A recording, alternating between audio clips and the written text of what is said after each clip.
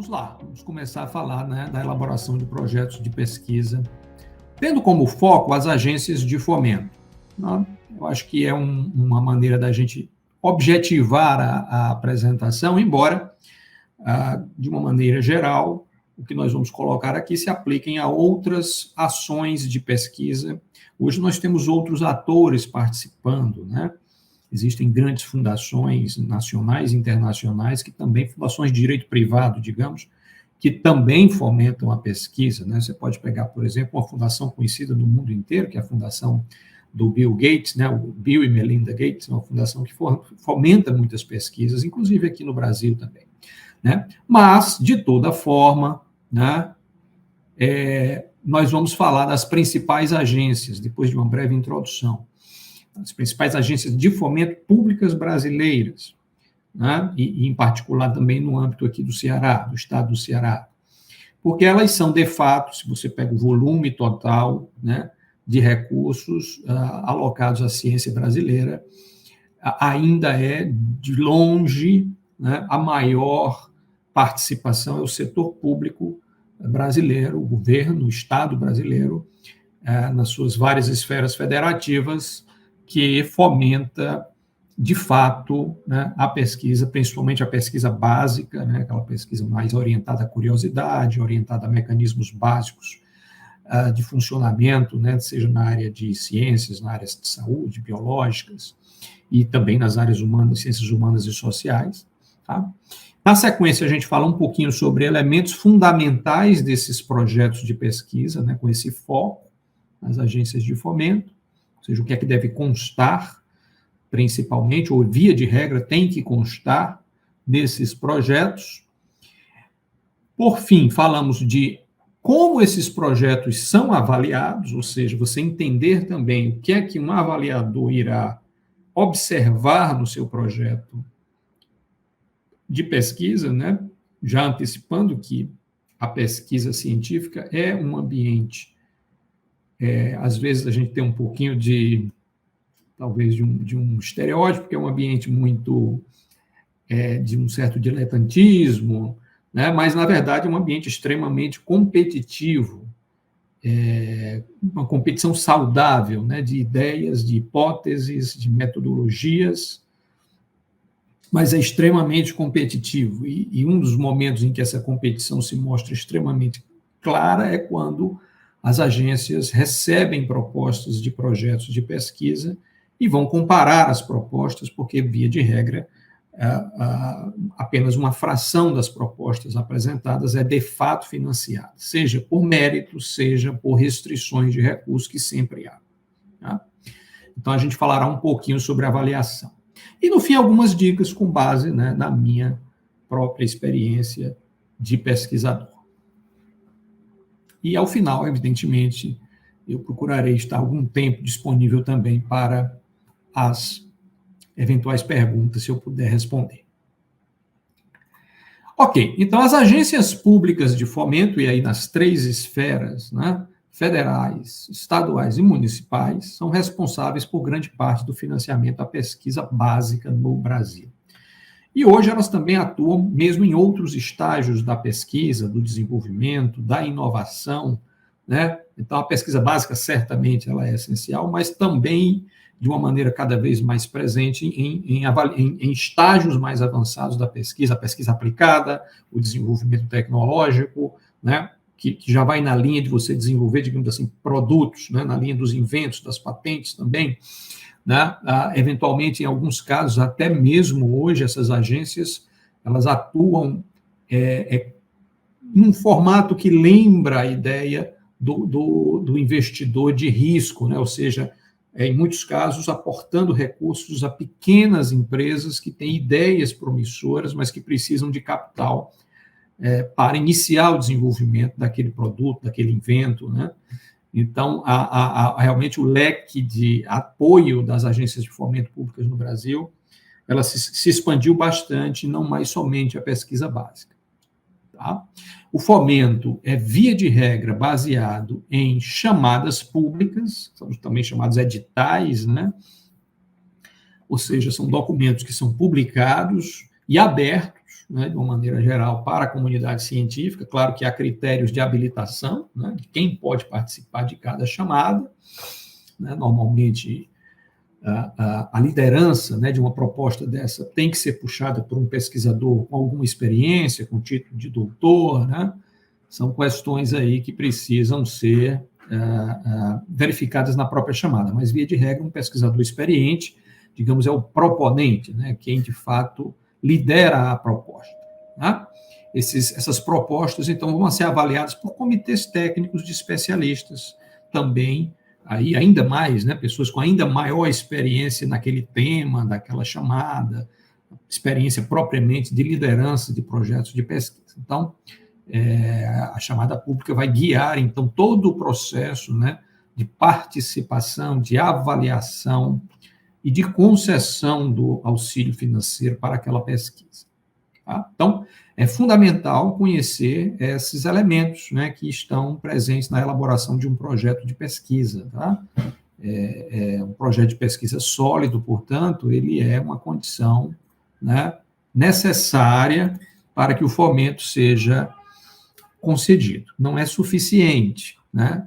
Você precisa começar com um bom projeto estruturado.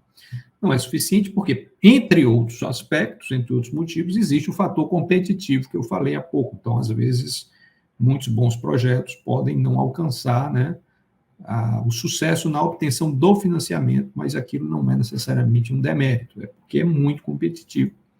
Então, nem sempre, né? Mas, com certeza, se o projeto não estiver sólido, bem elaborado, claro, você entra numa grande desvantagem, e aí o mérito do seu projeto pode ficar, digamos assim, em segundo plano, né? Pode ficar enterrado no meio de um projeto mal elaborado, mesmo ele tendo mérito. Então, é fundamental, então, que a gente trabalhe esse documento de apresentação do projeto. Algumas das agências mais importantes, né, aqui do Brasil, provavelmente alguns de vocês participantes já devem ter ouvido falar, ou até conhecem de forma mais íntima, digamos assim, né? A CAPES, né, que é uma agência muito temática, né, no sentido de ter um foco muito em formação de pessoas, tá? Formação de pessoal para a educação superior, né? Então, a CAPES ela trabalha muito com bolsas, né? Programas de intercâmbio, fomento a bolsas de mestrado e doutorado, é a principal agência do país, né, que dá suporte diretamente aos programas de pós-graduação. Né? O CNPq é uma cápsula ligada ao Ministério da Educação, o CNPq ligado ao Ministério da Ciência e Tecnologia, o CNPq mais focado em pesquisa científica e tecnológica propriamente dita, então, é um foco mais em projetos mesmo de pesquisa, né, em que a formação é importante, mas não necessariamente é o primeiro critério. Tá? A CAPES tem muito esse foco em formação, ou seja, os projetos da CAPES eles terão necessariamente um componente importante de formação de doutores, de formação de mestres, né, de intercâmbio de pesquisadores, né? E o CNPq já tem um foco mais voltado para a pesquisa propriamente dita. A FINEP é uma empresa pública, é a financiadora de estudos e projetos, né, também uma grande financiadora, tradicionalmente uma grande financiadora da pesquisa, digamos, mais aplicada, né? Então, a FINEP trabalha muito com pesquisas bem aplicadas, com temas específicos, temas do momento.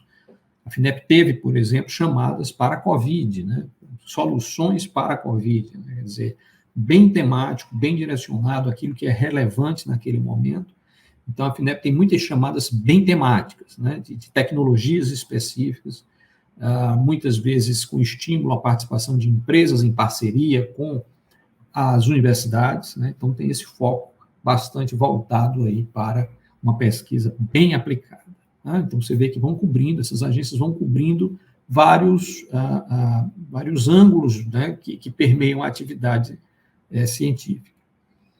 E aí, nas esferas estaduais, nós temos as chamadas fundações de apoio estaduais, né? Isso aí foi um movimento que ocorreu já há muito tempo, começou pelos estados, né, mais desenvolvidos, certamente a Fundação de Amparo à Pesquisa do Estado de São Paulo, a FAPESP, é uma das mais conhecidas agências do Brasil e ela rivaliza até mesmo em volume de investimento com as próprias agências federais pela sua pujança orçamentária, né? Então, ela atua no âmbito do Estado de São Paulo, fazendo um pouco o que todas essas agências federais fazem no âmbito nacional, tá?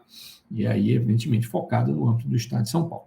E nós temos um equivalente aqui no Estado do Ceará, que é a Fundação Cearense, né, de Apoio de Amparo à Pesquisa, né? O título exato da FUNCAP não é esse, mas, em essência, é uma fundação de amparo à pesquisa do Estado do Ceará, que tem exatamente um papel equivalente. A FUNCAP atua também nesses vários segmentos, né? Formação, apoio à formação de pessoas, a pesquisa científica básica, a pesquisa aplicada. A FUNCAP aqui, nos últimos anos, tem diversificado a sua atuação também para essa área de inovação tecnológica. Como eu disse, inclusive, tem chamadas da FUNCAP que são voltadas para pequenas empresas ou para algo como uma incubação de empresas, né, que têm boas ideias, né, ideias que tenham inovação, mas que precisam de algum capital ali, às vezes até um grupo de estudantes, né, já da engenharia, por exemplo, que já estão com uma ideia de desenvolver um software, um produto, né? Tem chamadas também desse tipo. Então, as agências estaduais, elas acabam também varrendo todo esse espectro, porém, restringindo seu escopo ao estado a qual elas são vinculadas. Tá? Então, essas são algumas das principais agências de fomento, agências públicas de fomento à pesquisa aqui do Brasil, em particular, também aqui do estado do Ceará. Então, vamos falar dos elementos fundamentais de um projeto de pesquisa. Agora começamos propriamente, né, a falar do objeto aqui da nossa palestra. Tá? Então, tem algumas perguntas, né, básicas. O que, por quê, quem, como, quanto e quando. Tá? Uma maneira simples aqui da gente dizer o que é importante, né? O que é essencial. Eu chamei aqui de informações críticas. Né? São coisas que parecem muito intuitivas, mas é bom a gente reforçar, né? E é importante que vocês tenham sempre em mente, nós estamos sendo claros o suficiente quanto, né, a essas informações que são tão essenciais, né, no nosso projeto. Né? Então, começamos com o que e por quê. Né? Qual é o objeto dessa pesquisa? Né? Qual é o campo científico que nós estamos endereçando? Qual é o problema em aberto que nós estamos atacando nesse projeto? Né? O que vai ser investigado, pesquisado, desenvolvido, né? Analisado? E quais as perguntas que nós queremos responder nesse projeto? Né? Então, é o quê? A parte do o quê? O escopo, né? Tecnicamente, isso deveria ser o escopo do projeto. Quais os objetivos do projeto? Né? Aí você pode falar de objetivos técnicos, claro, resultados que você quer alcançar, os resultados finais, os resultados intermediários, né? A resposta àquelas perguntas, né, que eu coloquei há pouco, as perguntas científicas relevantes que você quer responder, né? Hipóteses que serão testadas. Né? Mas você pode ter até outros objetivos. Por exemplo, você pode ter um projeto que você tem a formação de estudantes através da pesquisa. O projeto é de pesquisa, mas ele vai ter o envolvimento de tais e tais estudantes de mestrado, estudantes de doutorado, estudantes de graduação, de iniciação científica, que vão ser formados, né, no âmbito das atividades técnicas e científicas desse projeto. Você pode ter também esse objetivo. Então, os objetivos podem se ramificar, desde começando daqueles mais essenciais, que é, basicamente, né, responder às questões científicas que estão postas no projeto, claro, né, esclarecer, concluir, né, por determinado conhecimento que foi verificado, hipótese que foi testada, mas você pode ir ramificando em vários outros objetivos, que podem não ser assim, os objetivos principais, mas são objetivos específicos relevantes também. Tá? E tudo isso vai construindo, né, uma força daquela proposta. Tá? Então, os vários objetivos, né, e os resultados, evidentemente, que vão ter esse caráter técnico, científico, né, propriamente dito. Essa é uma parte do o quê, mas tem um porquê, né? Ou seja, por que fazer esse projeto? Por que financiar? A agência vai se perguntar isso, por que eu vou alocar uma parte do meu orçamento para esta proposta? Você precisa convencer a agência de que essa proposta é relevante, né? É relevante em que sentido? Né? Essa é uma palavra muito ampla, né? De uma maneira geral, essa relevância ela vai ser julgada pelos pares. Quem são os pares? São os pesquisadores que compõem a área técnico-científica daquele assunto. Então, você vai ter os pesquisadores da área de medicina, da área de biologia, da área de física, da área de matemática, que atuam em pesquisa, que estão atualizados, né? Acompanham os desenvolvimentos científicos daquela área. Essa comunidade quem tem a capacidade de julgar a relevância de um determinado tema, de uma determinada pergunta científica, de uma determinada hipótese que você pretende testar. Essa relevância ela pode ser julgada por vários ângulos. Ela pode ser uma relevância porque é uma pergunta de fato em aberto, não há resposta, não se encontrou uma resposta ainda para aquela questão, tudo bem? Ou porque há um impacto, por exemplo, socioeconômico relevante, mesmo que aquele assunto já esteja sendo investigado, já tenha linhas de pesquisa de investigação avançada, é interessante, é importante seguir pesquisando aquele tema, porque ele tem um grande impacto, né, científico e, eventualmente, social e econômico. Tá? Para dar um exemplo, continua havendo projetos de financiamento bastante temáticos à pesquisa da Covid. Né? Por quê? Bom, tudo bem, tivemos a pandemia, aquilo foi um momento agudo, né? Mas continua havendo uma grande importância, mesmo já havendo vacinas, né? E mesmo, digamos assim, né, graças a Deus, o pico, né, da pandemia tendo já sido superado, mas entende-se que é muito importante, por exemplo, entender o mecanismo dessa doença, como ele age no corpo humano, por que há diferenças de resposta no corpo humano. Há pessoas aparentemente mais resistentes à doença, mas que têm uma reação da doença mais aguda, versus pessoas que aparentemente seriam mais vulneráveis, mas que não têm essa mesma, não sofrem da mesma forma o impacto da doença. Essa é uma pergunta que precisa ser investigada. É importante entender esse mecanismo, seja porque a Covid pode voltar no futuro, seja porque esse mecanismo pode explicar também outras doenças virais correlatas. Né? Então, essa relevância tem esses aspectos todos. O ineditismo é um aspecto, mas a importância social, econômica, né, que se dá também ao tema, naquele momento específico, né, que nós nos encontramos, também é um ponto importante que poderá ser levado em conta, tá certo?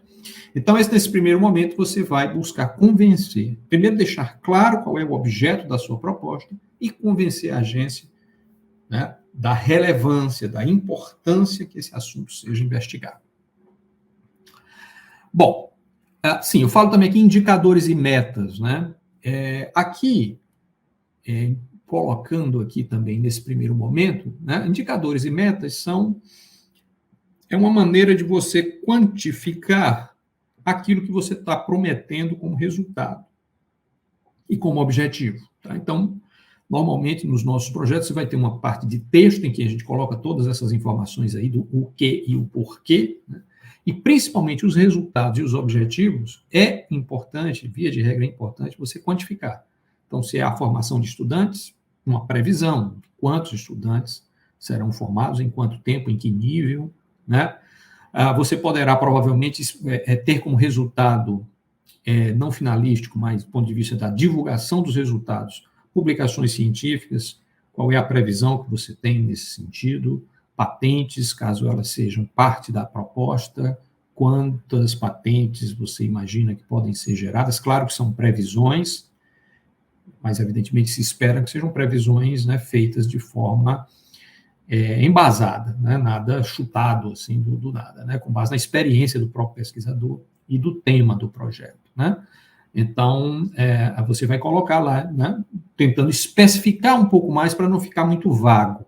Aquilo que você está prometendo em resultados, em objetivos, você busca identificar, né, essas quantidades, né, que você pretende alcançar ao final do projeto. É uma maneira de tornar mais tangível para o avaliador o seu grau de ambição, né, na proposta.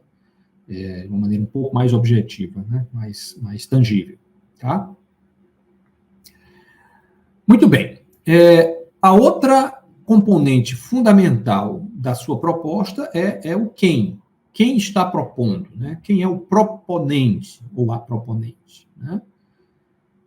E aí o fundamental é por que esta pessoa está qualificada para propor tal projeto, tal elemento de o que e por quê. Mas por que essa pessoa, esse proponente, esse líder, né, dessa proposta está qualificado para liderar essa proposta que está descrita ali na primeira parte?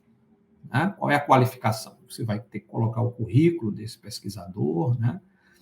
Como primeiro ponto importante é a liderança da proposta. Né? Quem é o pesquisador que vai liderar a proposta? Tem experiência? Tem conhecimento? São duas coisas, né? Conhecimento e experiência. Normalmente andam juntas, né? Mas é preciso demonstrar ambas. Né? Além do líder, do proponente, a equipe. Ele não vai trabalhar só. Quanto mais ambicioso o projeto, provavelmente mais ampla e complexa vai ser essa equipe. Né? Muitas vezes uma equipe multidisciplinar, dependendo do tema. Então, a equipe que vai trabalhar sob a liderança desse pesquisador. Vamos identificar essa equipe, os demais pesquisadores envolvidos, as suas qualificações, as suas experiências, né? E assim você vai montar, como que fosse um time de futebol, né? Que você olha para o time e diz, esse time tem condições, né, de executar aquela proposta que está ali em cima, pela sua experiência, pelo seu conhecimento, pela sua inserção em congressos, né, da área, pelas suas publicações prévias. Né? Então, você acaba convencendo que há um casamento entre a ambição da proposta e a equipe que pretende executar essa proposta. Tá? E todas essas coisas elas vão se encaixando e se somando numa percepção de que a proposta é forte, é sólida. Né? Tá? Então, se você começar a ter um descasamento, por exemplo, entre uma equipe muito qualificada, mas um projeto pouco relevante, ou um projeto muito relevante, bem descrito, porém, você olha para a equipe, o avaliador, e não sente, né, essa qualificação suficiente, né, aí você começa a gerar dúvidas. Né? Tá? O ideal é que essas coisas estejam bem casadas. Né? Então, se alguém vai pesquisar COVID, a ideia é que seja um pesquisador que previamente, o líder principalmente, né, previamente liderou projetos nessa área, tem publicações, tem teses de doutorado orientadas nesse tema, né? E os membros da equipe, claro, aí você pode ter uma diversidade maior, você pode até ter um estudante de graduação com um bom potencial, que obviamente é mais jovem, não tem a experiência de um líder, mas você pode indicar que é um estudante que já vem trabalhando há um ano, que já participou do encontro de iniciação científica da UFC, em que ele desenvolveu um trabalho de iniciação científica, como o próprio nome diz, né, com ambição de iniciação científica, mais um trabalho bem estruturado, né, e ele faz parte da equipe como um jovem promissor que vai somar esforços dentro de uma equipe, né, que tem um perfil que deve, portanto, ir do mais experiente até aqueles mais jovens com potencial e com condições de contribuir com a sua dedicação e a sua a criatividade, a sua energia também. Né? Tá bom? E a organização da equipe também. Você vai definir, né, o papel de cada um desses membros. Você tem a liderança do projeto, mas você pode ter outras organizações. Você vai ter pesquisadores, você pode ter técnicos de apoio, né, por exemplo, técnicos de laboratório, você pode ter um perfil multidisciplinar na equipe, se o tema assim o pedir. Tá? Se você for fazer uma pesquisa sobre os impactos psicológicos da COVID, né, nas pessoas que passaram, digamos, por um período longo de intubação, para dar um exemplo, necessariamente essa pesquisa precisa ter virologistas, mas também certamente precisa ter psicólogos, né, para dar um exemplo aqui bem simples, ou seja, preciso analisar por vários ângulos disciplinares, então a equipe tem que refletir também esse aspecto que tem a ver lá com a primeira parte, né, com o objetivo do projeto, com aquilo que você vai estudar, tá bom? Então, pronto, fechamos, né, o que, o porquê e o quem. Agora vamos para uma última parte que pode ser a cereja do bolo, ou seja, terminar de arredondar bem a proposta, mas também, de novo, né, pode, se não estiver bem organizada, pôr tudo a perder. Que é o como, o quanto e o quando. Né? Então, tudo isso que está prometido como uma proposta por esta equipe, então a proposta é sólida, é relevante, está bem clara, a equipe é qualificada. Ótimo. Agora, vamos lá, como é que vocês vão trabalhar para chegar naqueles objetivos lá? Né? Primeiro passo é a metodologia de trabalho do ponto de vista técnico-científico mesmo. Quais são os passos que você vai dar, metodologicamente falando, para tentar responder as questões, as hipóteses que estão postas lá na primeira parte. Tá? Então, se a pesquisa for, para pegar o meu último exemplo, né, que eu estou imaginando aqui, pessoal, se tiver alguém da área de saúde, me perdoem se eu estou sendo muito simplório, não é a minha área, mas estou puxando aqui um tema relevante que é recente, né? Então, se a pesquisa for investigar, né, os efeitos neuropsicológicos, digamos assim, da Covid, dos pacientes que estiveram entubados aí por 30 dias, né, tem alguns casos assim incríveis, né, de muito tempo, né, de UTI, você precisa definir critérios de como esses pacientes vão ser arrolados no estudo. Né? Você precisa definir, por exemplo, uma escala de intensidade do impacto da doença sobre aquela pessoa. Você precisa utilizar determinados testes psicológicos para medir eventuais prejuízos cognitivos. Né? O professor Emanuel aqui é da própria área de saúde, né? Então, por isso que eu estou me arriscando um pouco aqui. Então,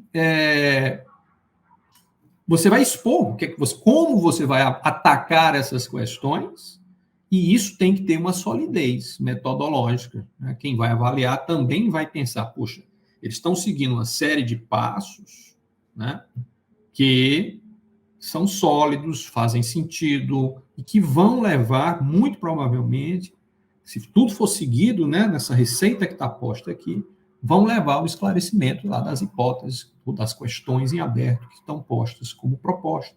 Né? Então, esse é o primeiro ponto. É uma questão técnica ainda. O como. Como vamos fazer esse projeto? Como vamos executar? Metodologicamente falando, esse projeto. Tá bom? Então, esse é o primeiro ponto. O quanto, né? Evidentemente, não se faz ciência, né, do nada. Você precisa de recursos, né, financeiros.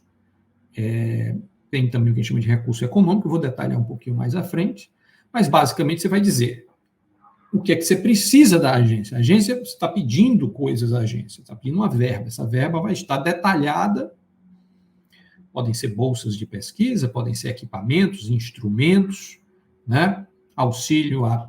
Depois eu vou falar um pouco mais, diversos tipos de auxílios, né, você vai descrever o que você precisa.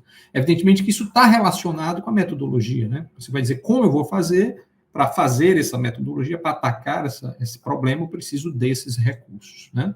Evidentemente, muito provavelmente você vai pedir bolsas para a equipe de pesquisa, né? Dentre outras necessidades que o projeto terá.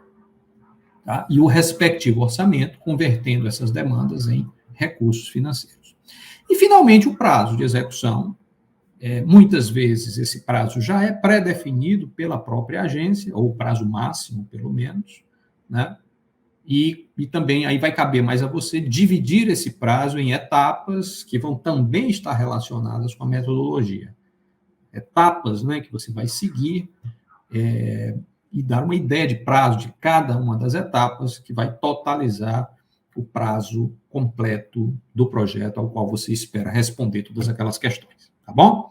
Então, em essência, de maneira muito simplificada, você precisa atacar essas questões, elas precisam estar bem descritas, coerentes, né, para a sua proposta poder ficar estruturada, né, de uma maneira convincente. Ok? Vamos em frente. Importante. Via de regra, o proponente não tem a oportunidade de fazer uma defesa oral do seu projeto. Tá? Portanto, esse documento do projeto, escrito, né, digitado, enfim, é o único artefato que os avaliadores terão acesso. Tá? Portanto, veja, não haverá, via de regra, não há oportunidade do avaliador ter uma dúvida e lhe perguntar um esclarecimento. Né? Tá? Via de regra, os processos existem muitas propostas, os avaliadores não vão ter tempo de fazer, via de regra, esse escrutínio individualizado. Eles vão ler o trabalho, né, a proposta, melhor dizendo, e vão fazer o seu julgamento. Então, é um tiro único, né? Por isso a importância do cuidado com essa escrita. E o avaliador não terá muito tempo nem paciência para ler seu projeto, né? Então, se coloque no lugar do avaliador. A gente que já fez esse processo de avaliação de projetos, né, em pares, né, para outros, para chamadas, se colocando no lugar do avaliador, você vai priorizar aqueles projetos que têm uma leitura linear, clara, concisa, direto ao ponto e bem coerente, bem encaixado. Né? Daí a importância, né, de escrever bem a proposta, porque o avaliador será mais simpático, naturalmente, a uma proposta que, para ele, soe logo, desde a primeira leitura, suficientemente clara e convincente. Bom, falar de avaliador, né? Então, vamos aqui ver os principais aspectos. Eu já acabei, de alguma maneira, antecipando, mas a gente pode resumir aqui os principais aspectos, né,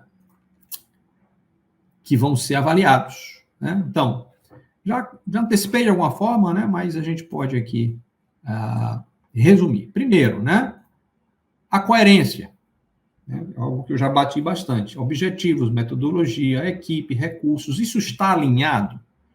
Ao ler a proposta como um todo, a sensação é de que a proposta é execuível, com sucesso, tem uma grande chance de ser bem-sucedida. Né? Aqui, eu não sei se está cortando para vocês, mas um pouquinho aqui embaixo, mas termina assim, a proposta é execuível. Né? Essa é uma questão que vai aparecer da própria coerência. Tá? Então, isso vai ter muito a ver, realmente, com a leitura do documento como um todo. Né? Todas as partes estão bem encaixadas. O impacto, também já comentei, o nível de ambição é grande o suficiente? Tá? Então, como eu disse, é possível fazer pesquisas em que há muita gente pesquisando ao mesmo tempo o mesmo tema, sem dúvida. A Covid é um bom exemplo. Mas você não pode também pensar em uma proposta que vai fundamentalmente repetir uma pesquisa que já foi feita, embora isso seja importante para a ciência.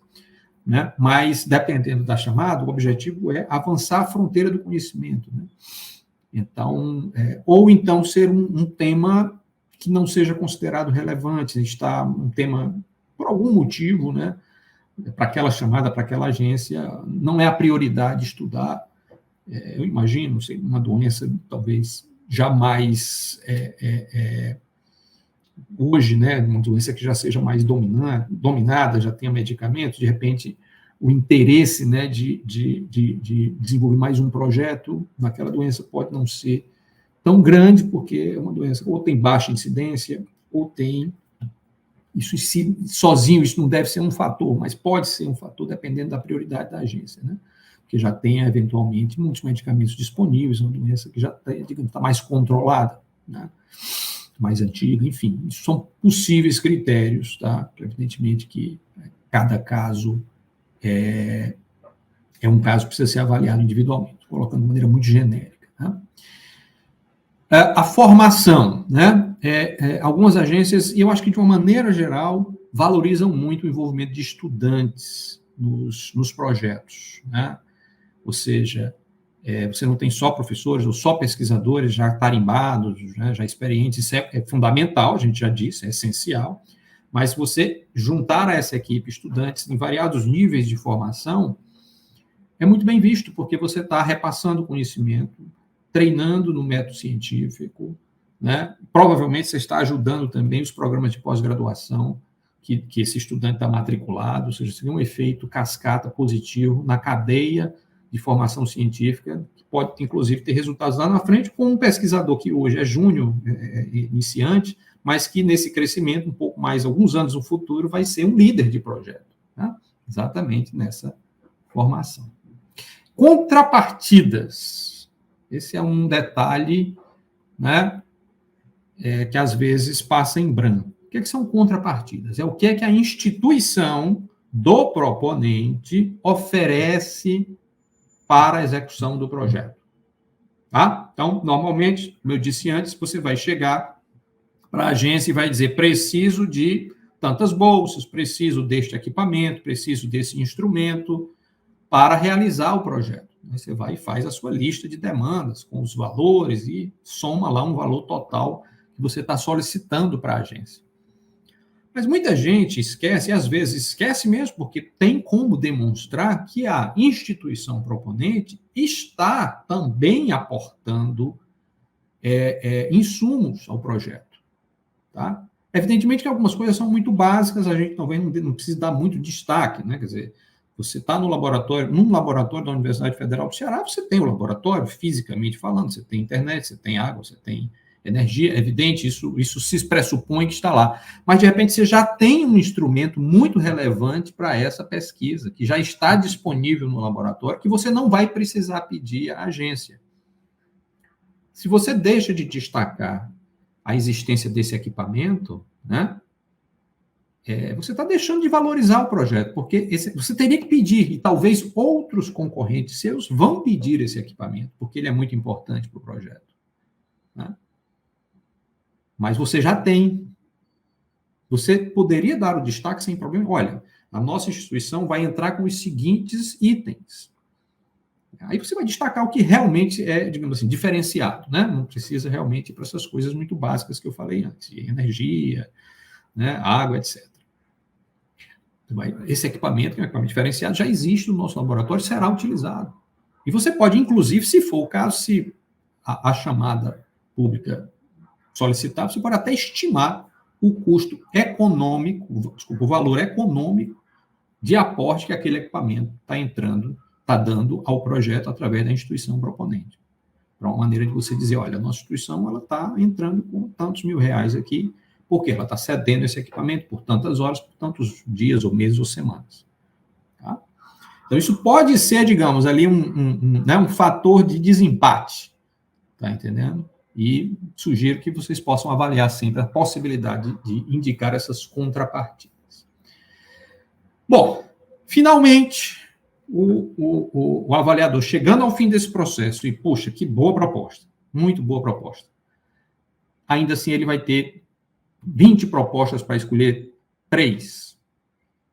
Então, algumas não vão ser classificadas por mérito, ou seja, ele não considerou relevante, ou ele achou a equipe desalinhada com a ambição, ou ele achou que o orçamento está muito alto, né, que tem coisas desnecessárias. Quer dizer, pode morrer naquelas etapas iniciais que eu falei, né, e você já está fora.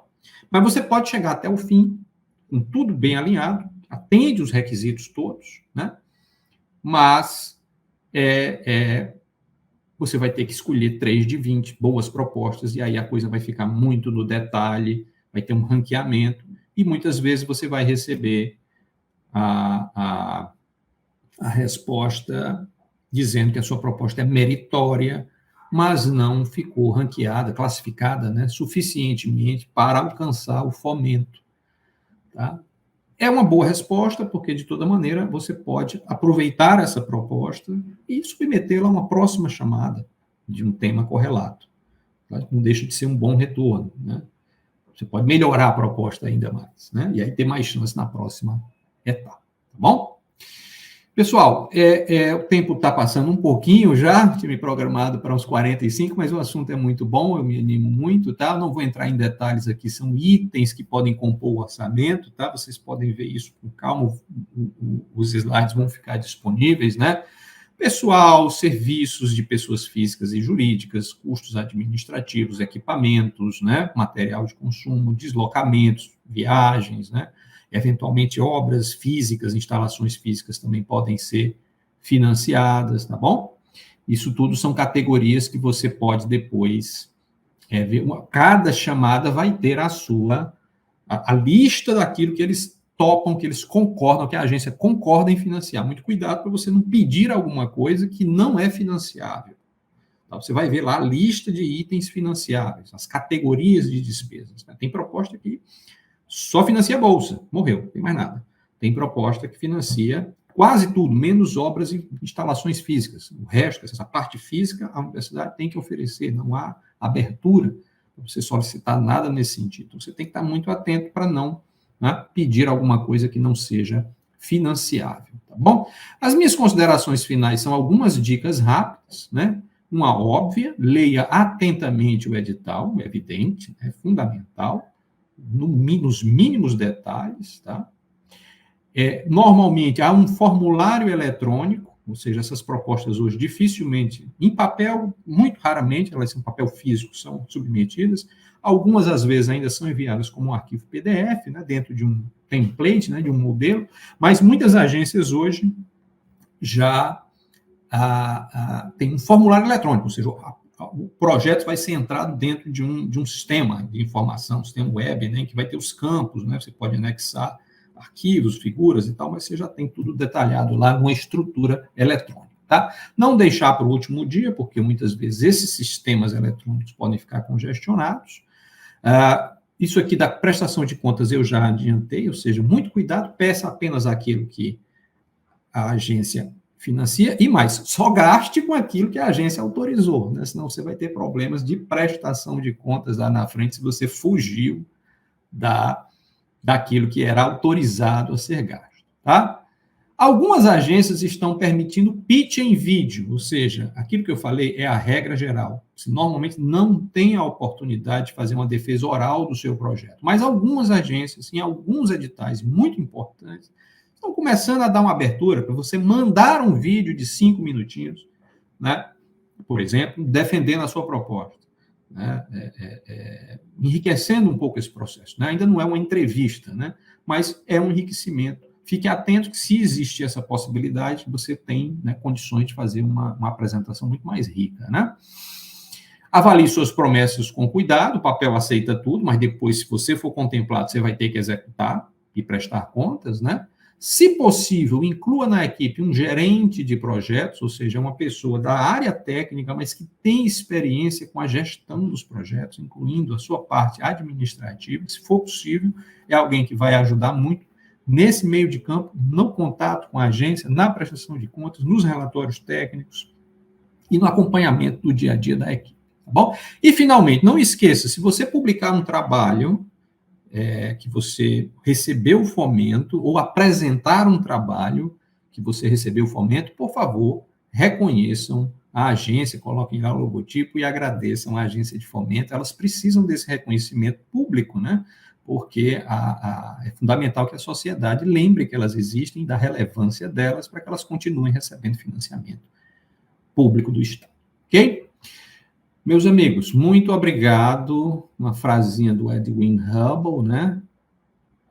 Não sei se está um pouco cortada aqui, mas a frase diz assim: utilizando seus 5 sentidos, o homem explora o universo ao seu redor e chama esta aventura de ciência. Né? Que linda frase. Ficamos por aqui, então. Ficou aí o meu e-mail. Espero que tenha sido interessante. Fico à disposição por alguns minutos aí para a gente responder algumas perguntas.